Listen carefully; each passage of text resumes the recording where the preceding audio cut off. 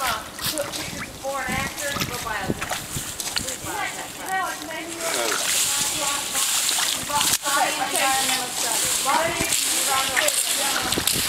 Full!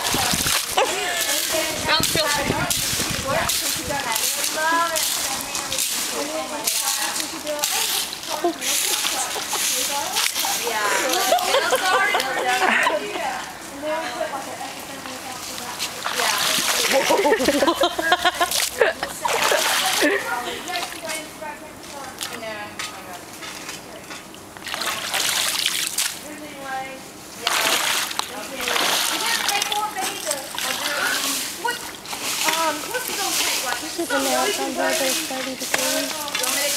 And she's really? Say it. I just want to announce that it is 30 degrees out here, and she's digging in the water with no gloves on, barehanded, and she's being a team player right now.